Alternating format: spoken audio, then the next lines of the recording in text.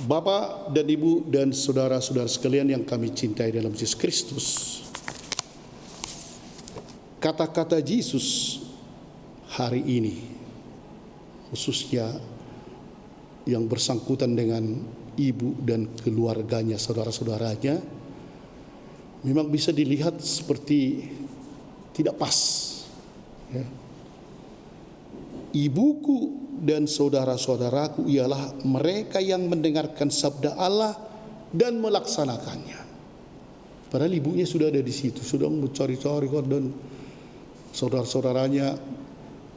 Wah, bagaimana lah itu ya? Perasaan seorang ibu dan saudara, apakah dia memang merendahkan atau menghina? Ada satu cerita ini pembaptisan.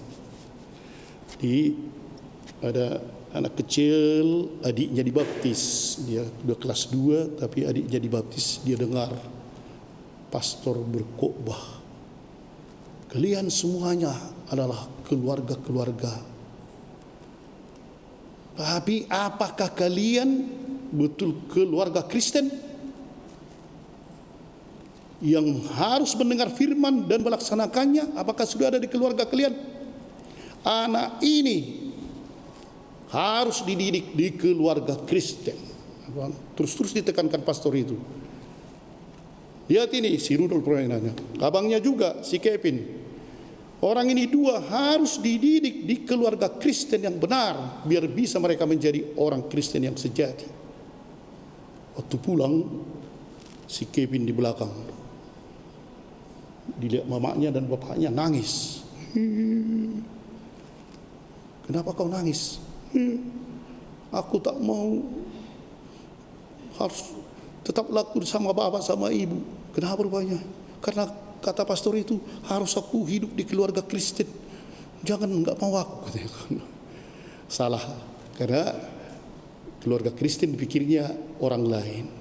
Seorang anak yang polos begitu, jangan-jangan memang tidak menunjukkan keluarga Kristen, bapak dan ibu itu kan.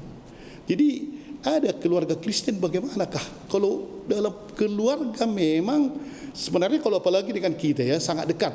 Ibu kita datang, sebentar dulu kita tunggu ya, mamaku datang, wah bentar, bisa permisi. Saudaraku datang, entah apapun kita buat sebentar dulu, orang pun maklum ya. Tapi di sini justru ketika ibunya datang, diberitahu kepada Yesus, tak bisa mereka datang karena orang banyak. Ibu dan saudara-saudaramu ada di luar dan ingin bertemu dengan dikau. Dia tidak langsung pergi, justru dikatakan ibuku dan saudara-saudaraku ialah mereka yang mendengarkan sabda Allah dan melaksanakannya.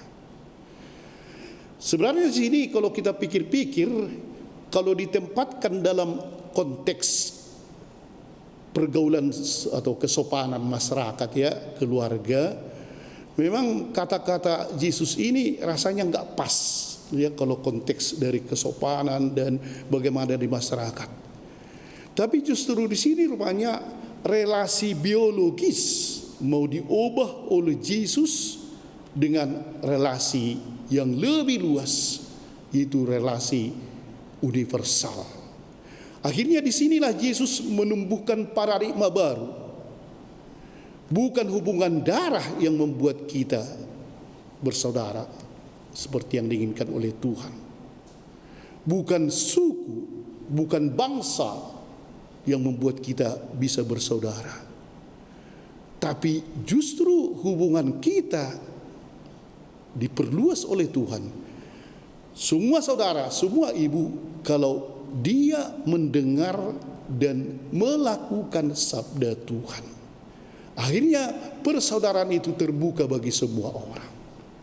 Jadi tidak lagi hubungan darah atau hubungan suku, hubungan bangsa, memang itu tetap tidak direndahkan. Tapi kadang-kadang justru kita pikir-pikir ya, bersaudara itu bisa berkelahi kan. Kadang-kadang sesudah orang tua meninggal, harta warisan, wah di situ tak ada lagi kenal saudara. Bisa berkelahi dan bisa sampai bertengkar, bisa saling tak cakapan, dan bisa akhirnya bermusuhan.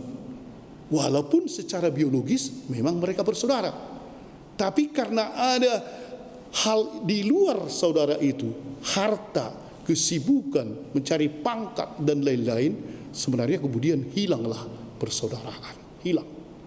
Pada hari inilah Yesus ingin agar kita semuanya penting di dalam diri kita, agar kita dianggap Yesus sebagai saudara satu sama lain, ialah penting mendengar.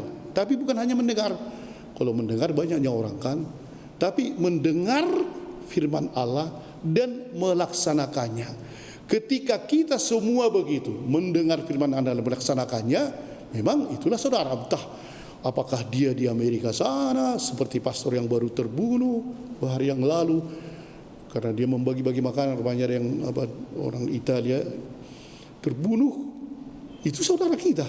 Karena dia justru pada masa pandemik ini membagi makanan setiap hari, tapi ditikam oleh orang. Saudara kita. Orang yang barangkali di India atau di Jepang atau di Papua atau di manakah itu, di Indonesia ini, ketika mereka membuat sesuai dengan firman Allah, sebenarnya memang itulah saudara. Kalau yang paling dekat pun saudara kita, tapi dia tidak pernah membuat yang baik, memang biologis mungkin saudara, atau suku, atau bangsa, tetapi sebenarnya di dalam Allah itu bukan bersaudara.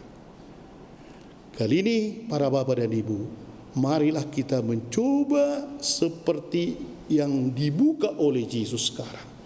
Maria memang ibunya, dan memang Marialah yang paling mendengar dan paling melaksanakan firman Allah. Itulah contoh. Bukan menjadi tak ibunya, tapi justru ibunya ini yang menjadi orang yang pertama mendengar dan melaksanakannya. Justru Bunda Maria sebenarnya ditinggikan di situ. Siapakah saudaraku? Siapakah ibuku?